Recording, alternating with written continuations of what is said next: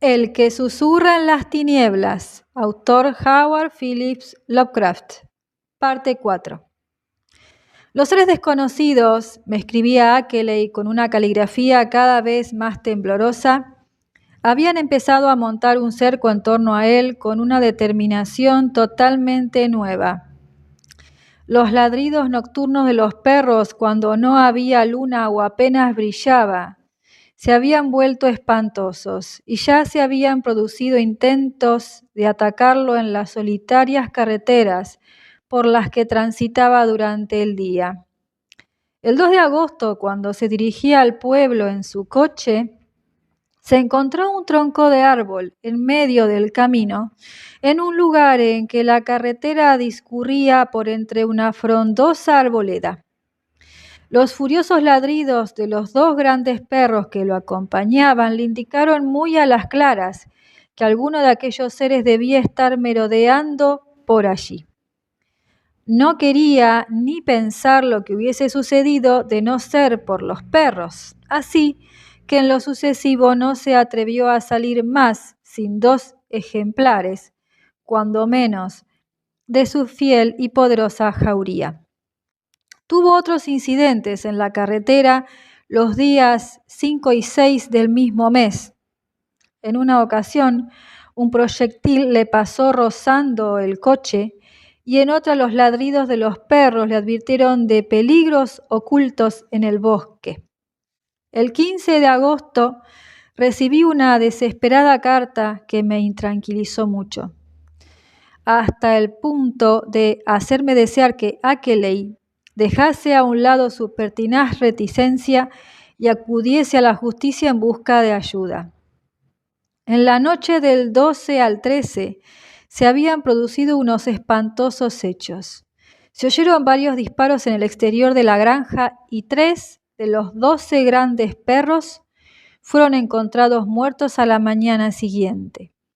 Por miríadas se contaban las huellas de zarpas que había en el camino, y entre ellas podían verse las huellas humanas de Walter Brown. Ackeley intentó telefonear a Brattleboro para que le enviasen más perros, pero la comunicación se cortó al poco de empezar a hablar. Posteriormente se fue en coche a Brattleboro, en donde se enteró de que los instaladores de líneas telefónicas habían encontrado el cable principal cortado con suma limpieza en un lugar de las despobladas montañas al norte de Newfane. Pero Ackeley se disponía a regresar a casa con 4 nuevos y excelentes perros y varias cajas de munición para su rifle de repetición de gran calibre. La carta, escrita en la oficina de correos de Brattleboro, llegó a mis manos sin ningún retraso. Mi actitud respecto a todo aquello había pasado en poco tiempo de un interés científico a otro personal y alarmista. Temía por Ackeley en su remota y solitaria granja e incluso albergaba temores por mí mismo a causa de todo lo que sabía relacionado con el extraño caso de la montaña. Aquello trascendía toda lógica.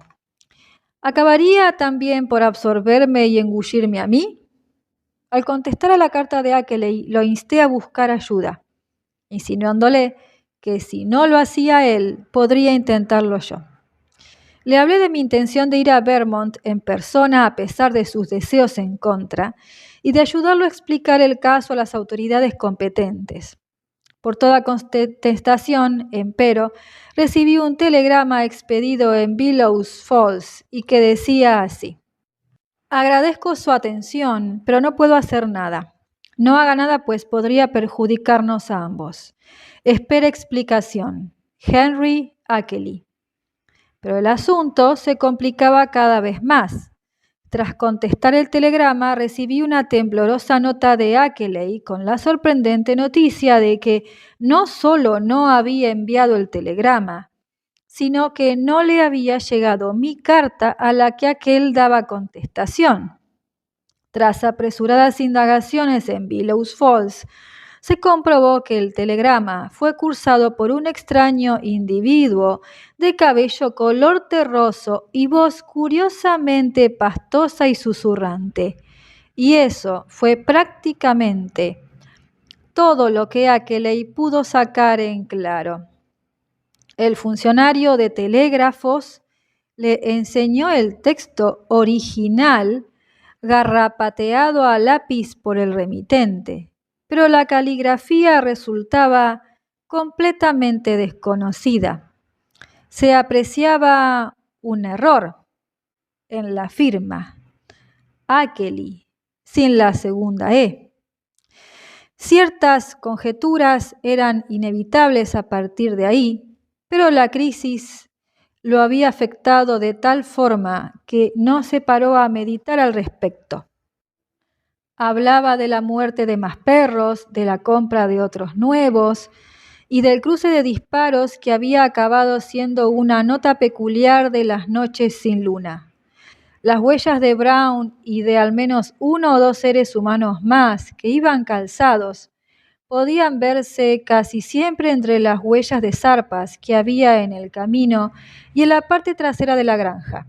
La situación, reconocía Ackeley, se había vuelto insoportable, y lo más probable era que muy pronto se marchara a vivir a California con su hijo, vendiera o no la vieja casa. Pero no resultaba nada fácil abandonar el único lugar que uno podía considerar realmente su hogar. Trataría de seguir allí algo más. Tal vez consiguiera ahuyentar a los intrusos, sobre todo si abandonaba de una vez por todas cualquier intento de profundizar en sus secretos. Contesté inmediatamente a Ackeley, renovándole mis ofrecimientos de ayuda, y le hablé de nuevo de visitarlo y ayudarlo a convencer a las autoridades del extremo peligro que corría.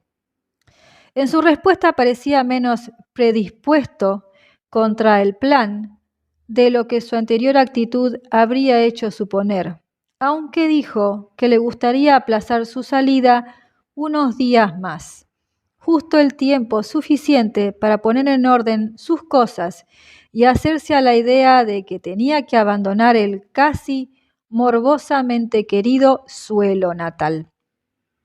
La gente albergaba sospechas sobre sus estudios e investigaciones, y lo mejor sería salir sin ruido de la comarca, sin provocar alborotos, ni que empezaran a circular rumores sobre su salud mental. Había pasado mucho, afirmaba, pero querría marcharse de un modo digno a ser posible. La carta llegó a mis manos el 28 de agosto e inmediatamente le escribí y eché al correo una carta de contestación animándolo en sus proyectos. A lo que se vio de mis palabras de ánimo surtieron efecto, pues Ackeley parecía más tranquilo cuando contestó mi nota. No obstante, no se hacía muchas ilusiones, pues creía que lo único que retenía a aquellas criaturas era que había luna llena. Confiaba que no hubiese muchas noches nubladas y de pasada hablaba de irse a vivir a una pensión a Brattleboro cuando la luna empezara a menguar. Volví a escribirle en tono amistoso, pero el 5 de septiembre me llegó una carta que sin duda debió cruzarse con la mía en el correo, y esta vez sí que me fue imposible darle ninguna respuesta alentadora. En vista de su importancia, creo que lo mejor será transcribirla íntegramente, todo lo mejor que mi memoria me permita recordar aquella temblorosa letra. Poco más o menos decía así: Lunes, querido Wilmot, una postdata harto desoladora a mi última carta. Anoche el cielo estaba plagado de nubes, aunque no llovió y no se veía luz procedente de la luna. La situación empeoró tremendamente y mucho me temo que se acerque el final en contra de todo lo que esperábamos. Pasada la medianoche algo se posó en el tejado de la casa y los perros se precipitaron fuera a ver qué pasaba. Los oí ladrar y aullar y seguidamente uno consiguió encaramarse al tejado, saltando desde un cobertizo bajo. Se entabló una feroz lucha allí arriba y oí un espantoso susurro que jamás olvidaré. Y luego llegó hasta mí un tufo irresistible. Casi al mismo tiempo unos proyectiles atravesaron la ventana y a punto estuvieron de alcanzarme. En mi opinión, una avanzadilla de las criaturas de la montaña se acercó a la casa mientras los perros estaban entretenidos con lo que sucedía en el tejado. Ignoro qué pasaría allí, pero me temo que esos seres están aprendiendo a gobernar mejor sus alas espaciales. Apagué la luz y utilicé las ventanas a modo de troneras y barrí toda la casa con fuego de rifle apuntando alto a fin de no herir a los perros, tras lo cual se puso fin a la contienda. Pero a la mañana siguiente descubrí grandes charcos de sangre en el patio, además de otros de una sustancia verde y viscosa que despedían el olor más nauseabundo que mi memoria recuerda. Me encaramé al tejado, en donde encontré más restos de aquella sustancia viscosa. 5 perros habían caído muertos. Me temo que a uno lo maté yo por apuntar muy alto, pues tenía un tiro en el lomo. Ahora estoy cambiando los cristales que se rompieron a causa de los disparos y dentro de unos momentos salgo para Brattleboro en busca de más perros. Los hombres de las perreras deben creer que estoy loco. Le pondré una nota a la vuelta. Espero poder mudarme dentro de 1 o 2 semanas, aunque casi me mata solo pensar en ello. Apresuradamente, Ackley. Pero esta no fue la única carta de Ackley que se cruzó con la mía. A la mañana siguiente, 6 de septiembre, recibí otra. Esta vez eran unos mal trazados garrapatos que me desconcertaron por completo y me dejaron sin saber qué decir o hacer. Una vez más, lo mejor será que reproduzca el texto de la carta lo más fielmente que la memoria me lo permita. Martes. No se abrió ningún claro entre las nubes, de modo que tampoco hubo luna, la cual, por otro lado, está en fase de cuarto menguante. Si no fuera porque sé que cortarían los cables una y otra vez, que los arreglaran, llevaría electricidad hasta la casa e instalaría un foco. Creo que voy a volverme loco. Es posible que todo lo que le he escrito no sea más que un sueño o simple locura. Ya estaban mal las cosas antes, pero esta vez sobrepasan todo lo imaginable. Anoche hablaron conmigo. Me hablaron en aquella horrible y susurrante voz para decirme cosas que no me atrevo a repetir aquí. Los oí con toda nitidez a pesar de los ladridos de los perros, y en un momento determinado en que empezaba a no oírseles, se escuchó una voz humana que vino en su ayuda. No se meta en esto, Wilmart, es mucho peor de lo que sospechábamos.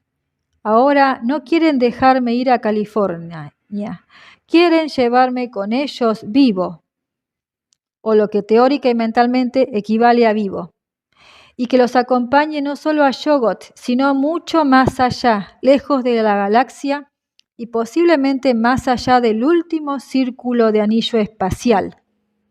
Les dije que no los seguiría a donde ellos quieren que vaya, ni me dejaría llevar del modo tan terrible que ellos proponen, pero temo que todo sea inútil. Mi casa está tan apartada que dentro de poco podrán presentarse lo mismo de día que de noche. 6 perros más han muerto, y cuando hoy me dirigía a Brattleboro sentía que me observaban desde los bosques que bordean el camino.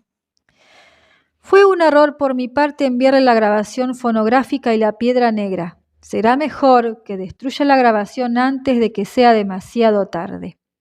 Le pondré unas líneas mañana si es que sigo aquí todavía. Me gustaría poder llevarme a Brattleboro mis libros y otras pertenencias y alojarme en alguna pensión. Si pudiera, echaría a correr ahora mismo y lo dejaría todo atrás. Pero hay algo dentro de mí que me lo impide. Podría escaparme a Brattleboro, donde estaría a salvo, pero tengo la impresión de que allí me sentiría tan prisionero como en mi casa. Y a mi juicio, no creo que pudiera ir mucho más lejos ni aunque lo dejara todo y lo intentara. Es realmente horrible. No se mezcle en todo esto. Atentamente, Akeley. Después de leer esta horrible carta no dormí en toda la noche. No sabía qué decir acerca del estado de salud mental de Akeley. El contenido de la carta era totalmente demencial, pero la forma de expresarlo, habida cuenta de todo lo acontecido hasta entonces, resultaba sombría y tremendamente convincente. Decidí no contestarla, pensando que sería mejor aguardar hasta que Akeley dispusiera de tiempo para responder a mi última carta. Como era de esperar, la respuesta llegó al día siguiente, aunque las noticias frescas que se recogían en ella eclipsaron prácticamente las cuestiones que se planteaban en la carta a la que en teoría respondía. A continuación reproduzco lo que recuerdo de su texto, garrapateado y lleno de tachaduras como si hubiese sido escrito en el curso de un frenético y apresurado impulso. Miércoles. Recibí su carta, pero es inútil seguir hablando sobre el tema. Estoy completamente resignado. Me sorprende que aún me queden fuerzas para rechazarlos. No podría escapar ni siquiera en el caso de que estuviera dispuesto a abandonarlo todo y salir corriendo. Me atraparían. Ayer recibí una carta de ellos. Me la entregó un tipo de nombre RFD en Brattleboro. Estaba mecanografiada y llevaba matasellos de Billows Falls. En ella se dice lo que quieren hacer conmigo. No me atrevo a repetirlo. Tenga cuidado, Wilmart. Destruya la grabación. Quisiera decidirme y pedir ayuda. Tal vez ello me haría recobrar mi fuerza de voluntad. Pero quien quiera que viniese en ayuda mía pensaría que estoy loco, a no ser que le presentara pruebas concluyentes. No puedo pedir ayuda a la gente si no tengo un buen motivo. No tengo ni he tenido el menor contacto con nadie en muchos años. Pero aún no le he contado lo peor, Wilmart. Prepárese para leer lo que sigue, pues se va a llevar un sobresalto mayúsculo. Pero no hago más que decirle la pura verdad. Prepárese, pues, como le digo, he visto y tocado a uno de los seres, o menos parte de uno de los seres. Fue algo horrible. Dios mío, estaba muerto, naturalmente. Esta mañana me lo encontré junto a la perrera. Uno de los perros lo tenía entre sus garras.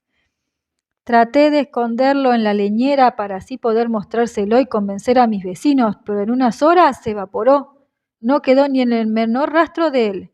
Como usted bien sabe, solo la primera mañana, tras la inundación, se vieron aquellos seres flotando en los ríos. Y aquí viene lo peor. Traté de fotografiarlo para mostrárselo luego, pero cuando revelé la película, en ella no se veía más que la leñera. ¿De qué podía estar hecho ese ser? Al menos puedo decir que vi y palpé uno, y que todos ellos dejan huellas de pisadas. Sin duda, estaba hecho de materia. ¿Pero qué clase de materia? No sabría cómo describir su forma.